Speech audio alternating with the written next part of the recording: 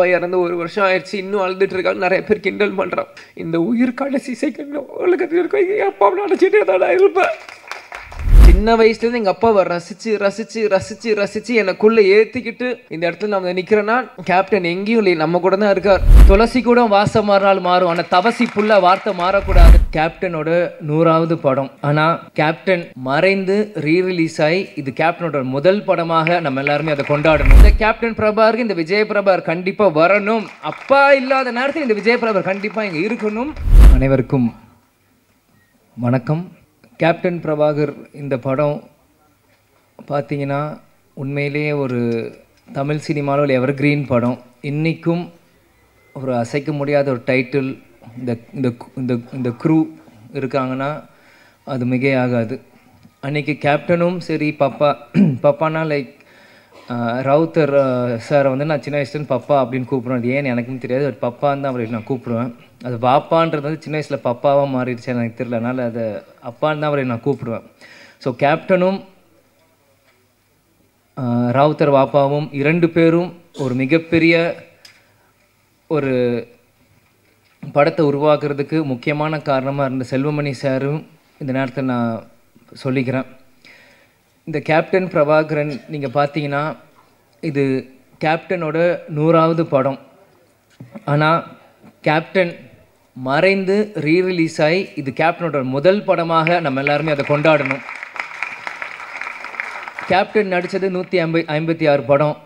அதில் 100வது படம் கேப்டன் பிரபாகர் தான் இது முதல் படம். இதே மாதிரி இன்னும் அவர் நடித்த 150 படத்துக்கு மேலேயும் இனி ஒரு வருஷம் அதை ரீரிலீஸ் பண்ணி இப்போ இருக்க யங்ஸ்டர்ஸ்க்கும் இப்போ இருக்க ஜென்ரேஷன் அந்த மாதிரி ஜென்சி கிட்ஸ் அப்படின்னு சொல்கிற மாதிரி இப்போ இருக்க ஜென்ரேஷன்ஸ்க்கு அன்றைக்கி கோல்டன் பீரியடில் சினிமா இன்றைக்கி வந்து டிஜிட்டலாக இருக்குது. அன்றைக்கி ரீல் காலத்தில் ரீல்ஸ் செல்வமணி சார் சொன்ன மாதிரி அன்றைக்கி எப்படிலாம் கஷ்டப்பட்டு இந்த மாதிரி ஒரு படைப்பை உருவாக்குனாங்களோ இன்னி இருக்க ஜென்ரேஷன்ஸ்க்கும் ஃபிலிம் இன்ஸ்டியூட் ஸ்டூடெண்ட்ஸ்க்கும் இது ஒரு கேஸ் ஸ்டடி மாதிரி இந்த படங்கள் ரீரிலீஸ் பண்ணும்போது தான் அப்பற்பட்ட 80s 90s அந்த இருக்க டைரக்டர்ஸ் ப்ரொடியூசர்ஸில் எப்படிலாம் கஷ்டப்பட்டு ஒரு படத்தை எடுத்தாங்களோ இப்போ இருக்க யங்ஸ்டர்ஸ்க்கு அது நிச்சயமாக அது புரியும். இன்றைக்கி இந்த கமலா சினிமாவிலேருந்து நம்ம பேசிகிட்டு இருக்கோம். வரும்போது முதல்ல அந்த கமலா தேட்டர் ஓனர் வந்து நீங்கள் வெல்கம் டு கமலா அப்படின்னு சொன்னார். சின்ன வயசுலேருந்து கேப்டன் படங்கள் எத்தனையோ படங்கள் கமலா தேட்டரில் விசில் அடித்து நான் பார்த்துருக்கேன். ஞாபகம் இந்த தேட்டர் எனக்கு கொடுக்குது. பிறகு ராவுத்தர் பப்பாவும் கேப்டனும் எப்படிலாம் ஒரு ஃப்ரெண்ட்ஷிப்பாக இருந்து பல படங்கள் அவங்க தயாரித்தாங்க. அதில் 60-70% எல்லாமே மிகப்பெரிய ஒரு ஹிட் அந்த படங்கள் எல்லாமே. அதே மாதிரி பார்த்தீங்கன்னா கேப்டன் பிரபாகர் டெக்னீஷியன்ஸ் அப்படின்னு பார்த்தீங்கன்னா இன்றைக்கி இவங்க எல்லாருமே சினிமாவின் ஜாம்பவான்களாக இருக்காங்க. நம்ம எல்லாருமே ஒரு டைம் ட்ராவல் பண்ணி ஒரு 34 இயர்ஸ் முன்னாடி போவோம். இன்றைக்கி எப்படி அவங்களாம் அன்றைக்கி இருந்திருப்பாங்களோ இன்றைக்கி அதே வேகத்தை அதே உத்வேகத்தோடு தான் ஒவ்வொருத்தவங்க பேசும்போது அவங்க நான் கண்ணிலையும் அவங்க இதில் நான் பார்த்தேன். இன்றைக்கி ஏன்னா இந்த படத்தோட ஃபைட் மாஸ்டர் சுப்ரசூரியன் சாராக இருக்கட்டும், கேமராமேன் ராஜராஜன் சாராக இருக்கட்டும், ஏன்னா எல்லாருமே எனக்கு சின்ன வயசுலேருந்து எனக்கு பரிச்சயம். எனக்கு எல்லாருமே தெரியும். கேப்டன் இங்கே இருக்க ஒவ்வொருத்தரும் மேடையில் இருக்காங்க. இந்த படத்துக்காக உழைச்ச ஒவ்வொருத்தையும் கேப்டன் எப்படியெல்லாம் அவங்கள வந்து இன்றைக்கி இவங்க எல்லாருமே கேப்டனை பற்றி புகழ்ந்து பேசுகிறாங்க. ஆனால் கேப்டன் ஒவ்வொரு நாள் ஷூட்டிங் முடித்து ஒவ்வொரு ஷார்ட்ல இருந்தும் இன்றைக்கி எப்படி ஃபைட் நடந்தால் எங்களை எல்லாருமே கூப்பிட்டு எங்களுக்கு சொல்லுவார், அப்பா எப்படிலாம் இந்த படத்தை நாங்கள் பண்ணியிருக்கோம். ஏன்னா இன்றைக்கி மன்சூர் அலி சார் அண்ணன் சாராக இருக்கட்டும், இன்றைக்கி செல்வமணி சாராக இருக்கட்டும், லைக்கத் அலி அண்ணன் சாராக இருக்கட்டும், எல்லாருமே இன்றைக்கி என்னென்ன பேசுகிறாங்களோ இது எல்லாமே எனக்கு தெரியும். ஏன் இதை நான் சொல்கிறேன்னா அப்பா வந்து இது ஒன்றுமே எங்கள்கிட்ட வந்து சின்ன வயசில் எங்களை வந்து ஷேர் பண்ணுவார். எல்லாமே இன்றைக்கி ஷூட்டிங்கில் என்ன நடக்குது, இன்றைக்கி எப்படி அந்த ஷார்ட் இன்றைக்கி எப்படி நடந்தது அப்படின்ட்டு. ஸோ இது எனக்கு வந்து ஒரு டைம் ட்ராவல் ஆன மாதிரி தான் எனக்கு இருக்குது. இன்றைக்கி ஒரு 30 வயசு மேலே எனக்கு வந்து நான் பேசுகிறப்போ அன்றைக்கி நான் குழந்தையாக இருந்தப்போ எனக்கு என்னெல்லாம் இந்த படத்துக்கு பண்ணாங்களோ எல்லாமே எனக்கு வந்து டைம் ட்ராவல் இருக்கிற மாதிரி இன்றைக்கி இருக்குது. அன்றைக்கி இருந்த இளைஞர்கள் இன்றைக்கி ஜாம்பவான்களாக இருக்காங்க. இந்த பொறுப்பு இன்றைக்கி இருக்க இளைஞர்களுக்கு நம்ம வந்து இந்த படத்தை நம்ம தூக்கி கொண்டாடணும். இது நம்மளோட பொறுப்பு. ஏன்னா இப்படி இருக்கும்போது தான் இந்த மாதிரி பல படைப்புகள் இன்றைக்கி இருக்க யங்ஸ்டர்ஸ் பார்க்க முடியாத படங்கள் இன்றைக்கி திரும்பி வரும். இன்றைக்கி பார்த்தீங்கன்னா ஏன் இதை சொல்கிறேன்னா நம்ம டெக்னீஷியன்ஸ் நம்ம மேக்கப் மேன் ராஜாவனாக இருக்கட்டும், இன்றைக்கி நம்மளோட இல்லை நம்மளோட ராஜேந்திரன் காஸ்டியூமர் அவராக இருக்கட்டும், எல்லாருமே கேப்டனை ஒவ்வொரு விதமாக ரசித்து தான் இன்றைக்கி கேப்டனாக இன்றைக்கி ஒரு 150 படம் பண்ணியிருக்காங்கன்னா இங்கே இருக்க ஒவ்வொருத்துக்குமான எல்லாரோட கடமையிலும் பொறுப்பும் இருக்குது. இன்றைக்கி நீங்கள் பார்த்தீங்கன்னா இன்றைக்கி ரம்யா கிருஷ்ணன் மேடமாக இருக்கட்டும், இன்றைக்கி அந்த ஆட்டமாக தேரோட்டம் இன்றைக்கும் அவங்க நடந்து வரும்போது நாங்கள் பார்த்தேன். எனக்கு அவங்க நடந்து வரும்போதே எனக்கு அந்த பாட்டு மைண்டில் எனக்கு அடிக்க ஆரம்பிச்சிருச்சு. அந்த இளையராஜா சார் மியூசிக் டேன் அப்படின்னு அவங்க நடந்து வர மாதிரியே தான் எனக்கு அது இருந்தது. இன்றைக்கி சரத் சார் இன்றைக்கி வந்து சுப்ரீம் ஸ்டாராக இருக்கும்போது இந்த படத்தில் இருக்கும்போது நான் அப்படியே அன்றைக்கி கனெக்ட் பண்ணுறேன். அன்றைக்கி எவ்வளோ இளமையாக ஒரு மிஸ்டர் மெட்ராஸ் அப்படின்னு டைட்டில் எடுத்து அந்த படத்தை ஆரம்பிச்சிருக்கும் போது சரத் சார் இந்த படத்துக்கு எவ்வளோலாம் கஷ்டப்பட்டுருப்பார். எனக்கு செல்வமணி சார் சொன்ன மாதிரி கழுத்தில் உடஞ்சிருந்து இது ஏதோ ப்ராப்ளம் இருந்தது. இந்த மாதிரி பல விஷயங்கள் இவங்க பண்ணியிருக்காங்க. அதே மாதிரி மன்சூர் அலிகான் அண்ணன் வந்து அவர் வந்து நான் சின்ன வயசுலேருந்து அவரோட நான் எந்த ஷூட்டிங் போனாலும் என்னை தூக்கி வச்சு விளையாடுவார், கொண்டு வர கேப்டன் ஷூட்டிங் முடிச்சு வந்தாலே எனக்கு சண்டை போடுவார். அவருக்கு தெரிஞ்ச விளையாட்டு எல்லாமே ஃபைட்டு தான். அதுக்கு பிறகு ஒரு சண்டை அப்படின்னா ஒரு மன்சூர் அலிகான் அவரோட தான். ஏன் இதை நான் சொல்கிறேன்னா, ஷூட்டிங் தாயகம் அப்படின்னு ஒரு படத்தில் போகிறப்போ மூக்கு இவ்வளோ பெரிய மூக்கு இப்படி வச்சுட்டு குண்டு மணாலியில் பின்னாடி வந்து பயமுறுத்துறது, எங்களை தூக்கிட்டு போகிறது, அவங்களோட டாட்டர்ஸ் ரூபியாக இருக்கட்டும், இந்த மாதிரி எத்தனையோ பேர் அவங்களோட சின்ன வயசில் நாங்கள் பழகியிருக்கோம். அவன் கேப்டன் பிரபாகர் அப்படின்னு பண்ணும்போது என்னைக்கு கேப்டன் அவரை உருவாக்குனாரோ, கேப்டன் மறைந்த அந்த டிசம்பர் 28 கேப்டன் காலடியிலே கடைசி வரைக்கும் இருந்து கேப்டன் இறுதியாளி சேர்ந்த ஒரு நல்ல உள்ளம்தான் மன்சூர் அலிகான் அவர்கள்.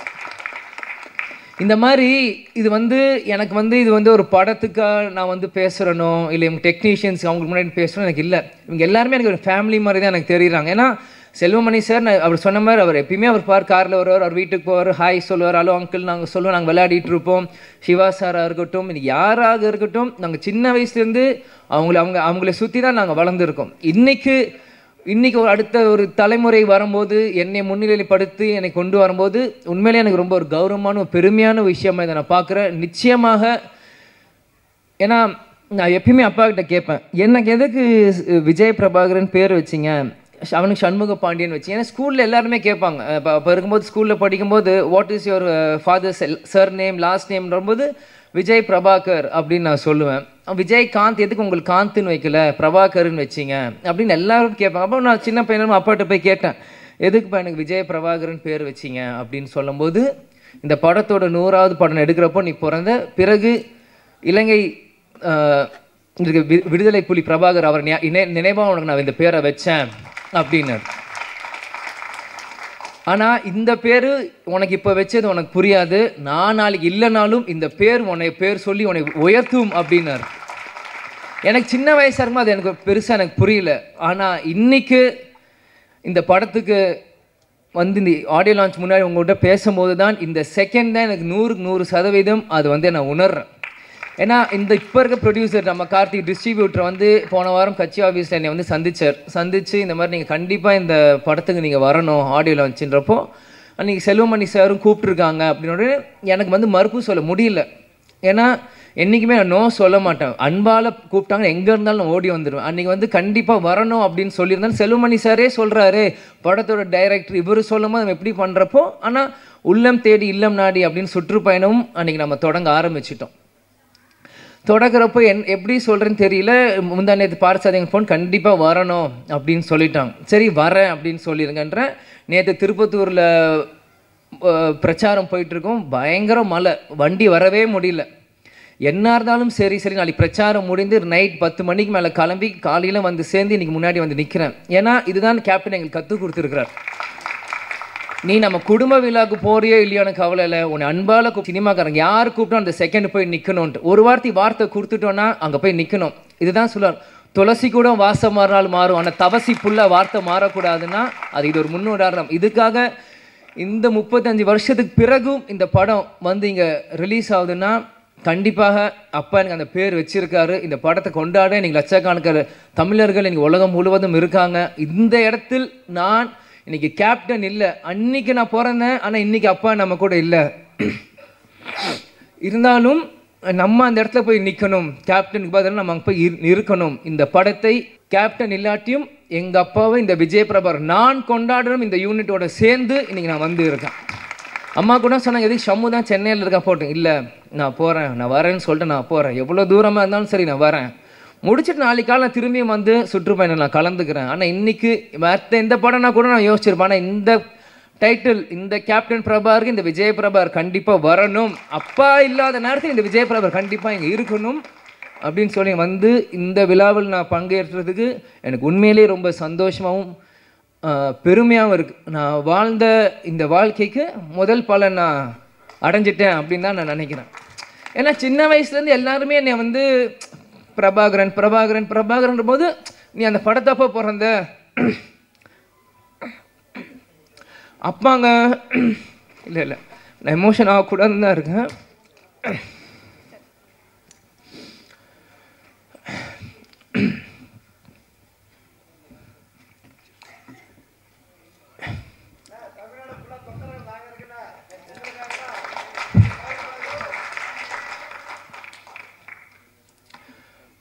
கேப்டன் எங்கேயும் போல நம்மளோட தான் இருக்கார். இவங்க இவ்வளோ நேரம் நம்ம எல்லாரும் பேசினாங்களே, இதுதான் கேப்டன். கேப்டன் எல்லார் உள்ளத்துலேயும் இருக்கார்.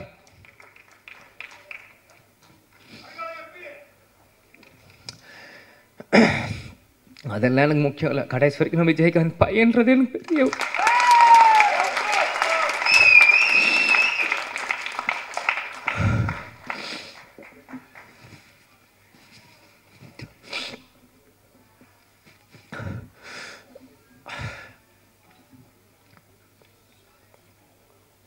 ஏன்னா சிங்கம் புலி என்ன சொன்ன மாதிரி தான் தமிழ்நாடு ஒரு நல்ல தலைவரை இழந்தது.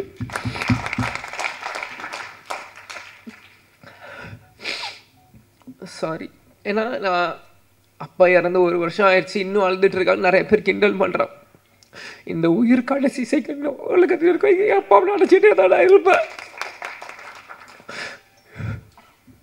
எங்கள் அப்பாவை நினச்சி தினந்தோறும் நான் அழுவேன். அது எந்த அசிங்கமும் இல்லை, எந்த கோலத்தனமும் இல்லை. ஏன்னா நான் தோல்வியை நினச்ச அழுகலை, என்னை சூழ்ச்சியில் தோக்கடிக்கணும்னு அழுகலை. எங்கள் அப்பாவை நினச்சி எங்கள் அப்பாவை மிஸ் பண்ணுறேன், நான் அழுவேன். அதுக்கு எந்த இதுவும் இல்லை.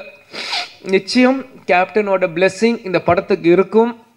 அங்கே இருக்க ஒவ்வொரு ஃபோட்டோவும் என்னோடய ஸ்கூல் புக்கில் நான் படிக்கும்போது எங்கள் அப்பாவோட ஃபோட்டோ ஒவ்வொருத்தையும் எங்களோட ஒரு நோட்லேயும் எங்கள் அப்பாவோட ஸ்டிக்கர், இந்த படங்கள் நான் வரும்போது இது எல்லாமே நான் பார்த்தேன். கேப்டன் அந்த ட்ரெயின் ஃபைட்டில் அந்த குதிரையில் வந்து அந்த ரெட் கோட்டில் போட்டு சண்டை போடுறதா இருக்கட்டும், குதிரையில் வரதா இருக்கட்டும், ஒன்றும் என்னோட எல்லா 150 படங்கள் நீங்கள் இன்னைக்கு கூட நீங்கள் எந்த படம் ஒரு செகண்ட் இந்த ஒரு சின்ன சீன் காமிச்சிங்கன்னா கூட இது கேப்டனோட எந்த படம் நான் சொல்ல முடியும். ஏன்னா சின்ன வயசுலேருந்து எங்கள் அப்பாவை ரசித்து ரசித்து ரசித்து ரசித்து எனக்குள்ளே ஏற்றிக்கிட்டு இந்த இடத்துல நான் நிற்கிறேன்னா கேப்டன் எங்கேயும் இல்லை, நம்ம கூட தான் இருக்கார். கேப்டன் ஒரு மிக சிறந்த தலைவர். அவரோட கொள்கைகளையும் லட்சியத்தையும் வெல்வதற்காக தான் இந்த விஜயபிரபா இங்கே நான் நிற்கிறேன், எனக்காக இங்கே இல்லை. நிச்சயம் இந்த படம் 100 நாட்கள் மேலே ஓடணும். அதுக்கு அந்த சப்போர்ட் மீடியா பர்சன்ஸும் சரி, தொண்டர்களும் சரி, ரசிகர்களும் சரி, இப்போ இருக்க ஜென்ரேஷன்ஸ் எல்லாருமே இந்த சப்போர்ட் நீங்கள் பண்ணணும்னு நான் கேட்டுக்கிறேன். அதனால் எல்லாருக்கும் நன்றி. சாரி நான் அழுதுக்கூட சொன்னேன், அழுது மன்னிச்சுக்கோங்க. அதே மாதிரி இவ்வளோ நேரம் மீடியா பர்சன்ஸ் இருந்தீங்க, 11 ஆச்சு. உங்களுக்கும் இந்த நேரத்தில் நன்றியை நான் தெரிவித்துக் கொள்கிறேன். குரூக்கும் நன்றி.